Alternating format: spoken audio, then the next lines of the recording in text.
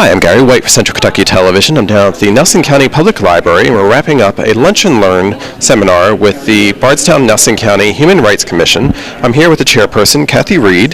Tell us a little about the Lunch and Learn you just had here. We just had a Lunch and Learn. It's entitled Fairness in the Workplace, with an emphasis on the lesbian and gay, transsexual, bisexual community. Okay. Now, how did this come about? Why did you pick this subject? Well, it is a subject that is catching fire throughout the nation, and we just didn't want to be left behind. We wanted to inform our community of what is going on, and we wanted to try to be on the forefront of this. Okay. So what did you learn here today? Well, I learned that we need, as cities and counties, to be the ones who push fairness for everyone, including the lesbian and gay community, that it should be a grassroots effort. That way, as we speak out about fairness in our communities, it will spread statewide and nationally. Now, how long have you been on the commission? Oh, I've been on the commission at least 20 years. Okay, wow, that's fantastic. Yes. And throughout these years, what kind of different topics have you been dealing with?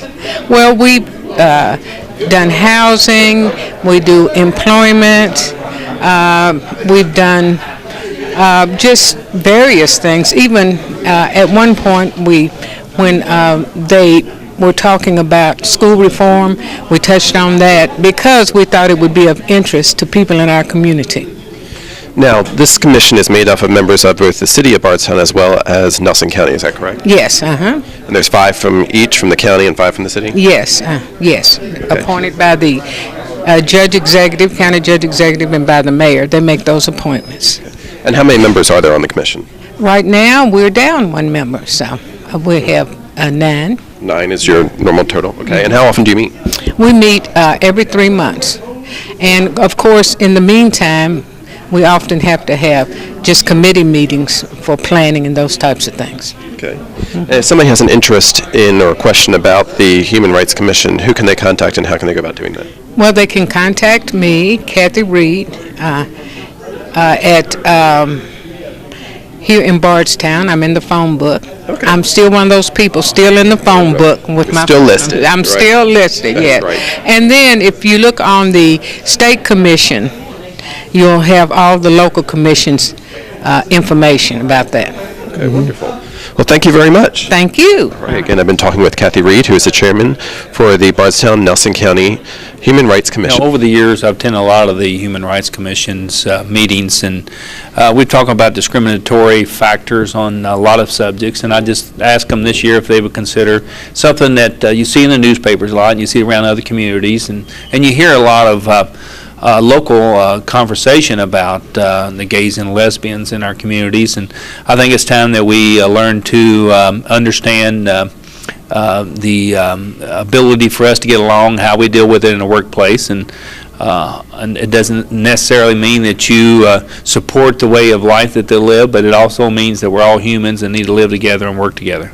Now, we had a couple of representatives from different commissions. We just wrapped up with Michael Aldridge from the ACLU, and also before that we had Chad talking with us from the Kentucky Commission, I believe, on human rights as well. What did you learn from this discussion? Well, I learned there's really not a lot of protection at the state and federal level for the gays and lesbians, and they have advocated doing local ordinances, and I haven't given much thought to that, to be honest with you, Gary. That might be something we discuss in the future, but if you don't discriminate, then if you try not to discriminate, you don't need a law that says that you have that. But so we'll have those discussions. I'm sure it will come back up again. But my whole point of today was to educate myself on where we are with the laws and how do you deal with it. So I'm here now with Bardstown Mayor Bill Shekels, who is attending the Lunch and Learn here with the Bardstown Nelson County Human Rights Commission. What did you learn in the Lunch and Learn today? Well, it's not anything that we didn't already know. Bardstown's been pretty proactive as one of the leading cities in the community with the Human Rights Commission and staying in the forefront of equal rights for or non-discriminatory things like religion, sex, gender, disability. So we're well aware of this. This is one reason we'd wanted to make a lot of the HR people here in the factories and different things knowledgeable about what's going on. But we're on top of this thing. You had a great turnout here today with a lot of people on hand. Well, yeah, like I say, we've been pretty much in the forefront of doing this quite often, and so it's not unusual for us to be focused like this. So. Now, Mr. Aldridge with the ACLU was talking towards the end about the possibility of an ordinance regarding GLBT rights. Have you ever considered that with the city? Well, being that we've already have those rights and everything enacted now, that's not anything that we really had to specify, because LBGT is another part of the legislation that we could enforce under the current administration. But if the Human Rights Commission thought it was something we need, we could bring it to the forefront. But it's not a big deal. So it normally starts with the Human Rights Commission itself and then proposes it to the city or the county. That's exactly right. If they think we have an issue here or something that needs to be brought to the forefront, they can just approach myself or the city council or the judge of fiscal court, and I don't think that'd be a major obstacle for us.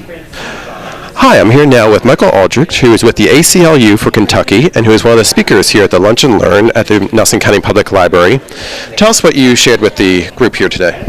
Well, really, we gave them a history of what we call fairness, LGBT non-discriminant ordinances look like in the state of Kentucky, and what a local ordinance could look like and how it could be enacted locally if it's something they wanted to look into. Now, you were sharing with us a survey that was recently conducted. Was that by the ACLU? It was our coalition of partners, so Fairness Campaign, Lexington Fairness, Commission on Human Rights, and Kentucky Fairness Alliance with the ACLU. We call ourselves the Fairness Coalition. We commissioned a survey about 2 years ago, and it was done by a group out of Atlanta called the Shapiro Group.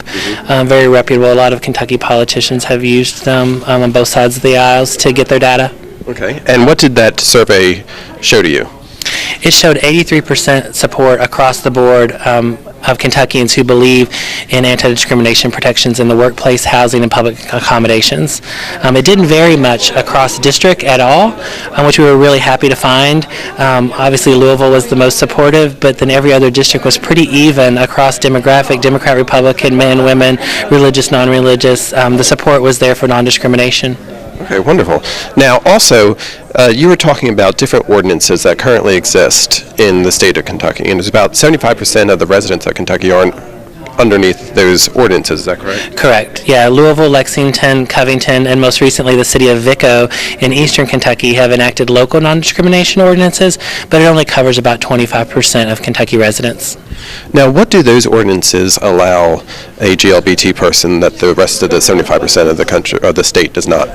If they're denied a job, if they're denied a place to live, or if they're kicked out of a public space, say a city park or a restaurant, because someone perceives them to be lesbian, gay, bisexual, or transgender even, it can happen on perception, then they can talk to the local commission and get some recourse, be made whole. They can either get reinstated in their job, they can be compensated for the loss of what it would cost to find different housing, those sorts of situations. They have accountability. Because I know another speaker who is here, Chad Stratton with the Kentucky Commission on Human Rights. Both of you are talking about there are certain federal and state laws that currently do exist, but not many of them touch upon GLBT issues. They're few and far between. None really protect across the board in workplace housing or public accommodations. There are some new housing policies at the federal level and now at the state level that would protect anyone who receives state or federal money for their housing, but then a lot of people fall through those cracks if you're not getting federal or state subsidized housing in any way. So without a local ordinance, they're not protected? Absolutely not. Outside of those four cities of Louisville, Lexington, Vico, and Covington, then you're not protected in the state of Kentucky.